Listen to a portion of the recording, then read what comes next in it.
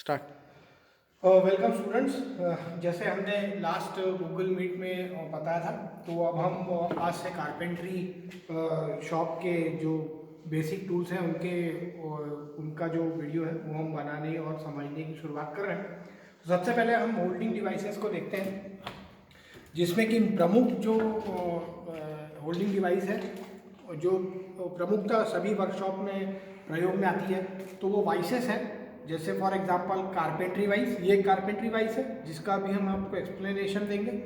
तो मुख्य रूप से वाइसेस वर्क होल्डिंग डिवाइसेस या जॉब हम वर्कशॉप में प्रयोग करते हैं, उसमें से कारपेंट्री वाइस है, बेंच वाइस है, लेग वाइस है, हैंड वाइस है, और आपके दूसरे तरीके के मशीन वाइस है। ये मुख्यतः 4-5 प्रकार बहुत ज़्यादा हम प्रयोग में लाते हैं होल्डिंग डिवाइसेस के तौर पर। तो मैं फिर से रिपीट करता हूँ, ये मुख्य 5 यदि मैं कैटेगरीज देखूँ तो कौन कौन सी है।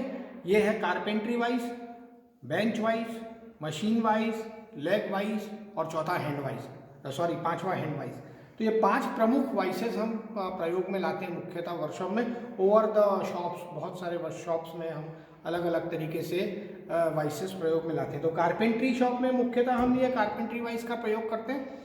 बेंच वाइस का प्रयोग हम मुख्यतः फिटिंग, शीट मेटल इन शॉप्स में करते हैं। और मशीन वाइस का प्रयोग हम मशीन शॉप में करते हैं। लेग वाइस का प्रयोग हम मोल्डिंग या हम जब स्मिथी शॉप का प्रयोग करते हैं तब करते हैं लेग वाइस का प्रयोग। और हैंड वाइस का प्रयोग हम जहाँ पर भी छोटा हमारा टूल्स हैंडलिंग हो या जॉब हैंडलिंग हो, वहाँ पर हम हैंड वाइस का प्रयोग करते हैं।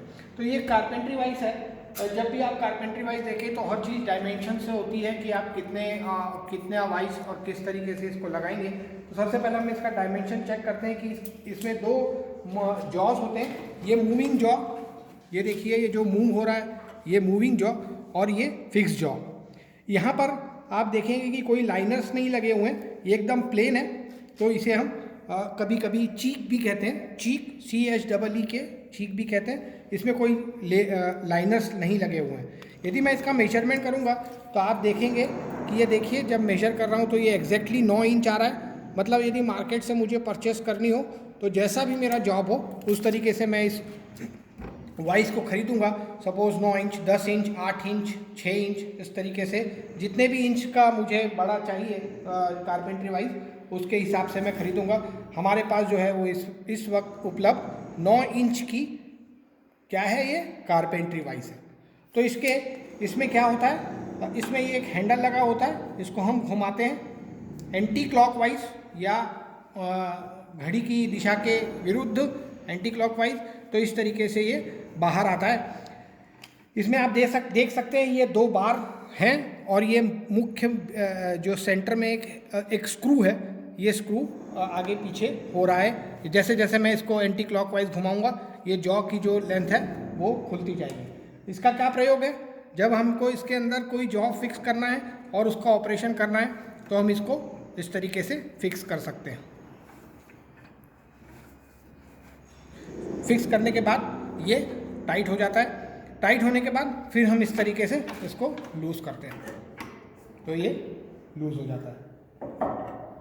ये आप सब ने देखा होगा, ये स्क्रू और थ्रेड है, और इसको हम वॉशर बोलते हैं। मैकेनिकल में स्क्रू थ्रेड्स बहुत नट और बोल्ट बहुत इम्पॉर्टेंट रहते हैं। इसे क्या कहते हैं इसे हम कहते हैं नट, और ये हमारा होता है बोल्ट, और इसे हम कहते हैं वॉशर।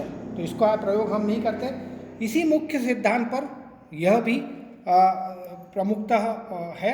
आप देख सकते हैं ये जो हमारा बोल्ट है ये है, इसके थ्रेड्स जरूर अलग है, लेकिन ये जो आपका बोल्ट है आप इसे बोल्ट कह सकते हैं। और जो इसका चेक नट है वो यहाँ पर लगा हुआ है, ये देखिए यहाँ पर इसका चेक नट लगा हुआ है। और ये पूरा जो बार मैकेनिज्म है ये लास्ट में एक दूसरे के साथ वहाँ पर जॉइंट है, और इस चेक नट के द्वारा इसको हम लूज या टाइट कर सकते हैं। बहुत सिंपल मैकेनिज्म है। और ऐसा चेक नट, ये जो चेक नट है ये आपको हर वाइस पे मिलेगा, बेंच वाइस पे मिलेगा, लेग वाइस पे मिलेगा। इस तरीके से चेक नट ये फिक्स रहता है, यानी कि ये इसका नट है जो मैंने आपको इस थ्रेड और स्क्रू में बताया था। ये जो नट है ये यहाँ पर फिक्स रहता है, और ये हम इस बोल्ट को घुमाते हैं जिसकी सहायता से ये जो मूविंग जॉ है ये ऑपरेट होता है।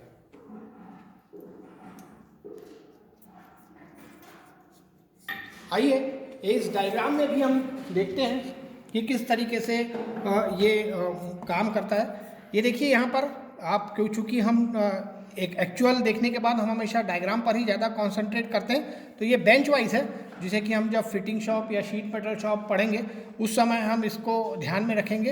अभी आप इस पर ध्यान देंगे तो ये हमारा मेन बोल्ट या स्क्रू और ये इसका चेक नट यहाँ पर ये चेक नट है, तो ये चेक नट फिक्स रहता है और ये जॉ मूविंग जॉ हमेशा बाहर या अंदर इस तरीके से हम लेते हैं और ये जॉ फिक्स है। ये जॉ फिक्स है, इसमें देखते हैं क्योंकि दोनों का कंस्ट्रक्शन अलग है। ये जॉ हमारी फिक्स है और ये हमारी मूविंग जॉ है। जैसे जितना भी लेंथ मुझे चाहिए ये हम यहाँ से ले सकते हैं। हर कारपेंट्री वाइज का आपको सिर्फ मार्केट में स्टैंडर्ड क्या रहेगा, इसकी चौड़ाई, इस दोनों जॉ की चौड़ाई, that is the only thing. इसकी जो लेंथ है वो इस हमेशा जैसे जैसे आप इंचेस बढ़ते जाएंगे वैसे वैसे आपकी ये जो लंबाई है नीचे के इस दो पैरेलल बार की, ये आगे पीछे घटती या बढ़ती रहेगी। तो इसमें हम मुख्यतः कारपेंट्री वाइज में हम इस वाइज का प्रयोग करते हैं, जिसे कि कारपेंट्री शॉप में हम इस कारपेंट्री वाइज का प्रयोग करते हैं। और इसको लगाने के लिए ये देखिए हमने इसको यहाँ पर फिक्स किया है। ये बिल्कुल अलग तरीके से फिक्स होती है, ये टेबल के अंदर फिक्स होती है, ये टेबल के बाहर नहीं फिक्स होती है।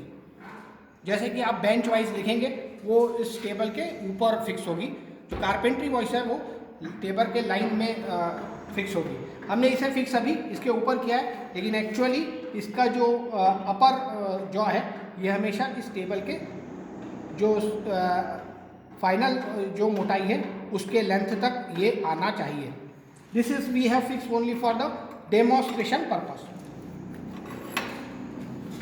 आइए आगे बढ़ते हैं। और जो बहुत ज़्यादा महत्वपूर्ण है कारपेंट्री शॉप में, इसे कहते हैं सेश क्रैम्प। सेश क्रैम्प ये देखिए इस तरीके से बहुत लंबा होता है और इसकी लंबाई ये भी आपको जो इसमें भी दो तरीके के होते हैं, एक मूविंग जॉ और एक फिक्स जॉ। मूविंग जॉ जो रहती है उसी में ये नट यहाँ पर फिक्स रहता है, जिसके कारण कि ये जॉ निकलता है और इसी क्लैंप पे ये फिक्स रहता है।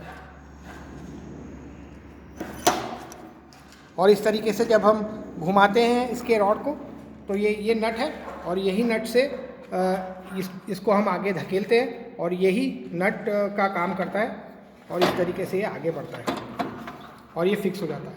आइए इसका भी मूविंग जॉ का या फिक्स जॉ का हम देखते हैं कितना है। ये देखिए 2 इंच है, 2 इंच चौड़ा इसका जॉ है।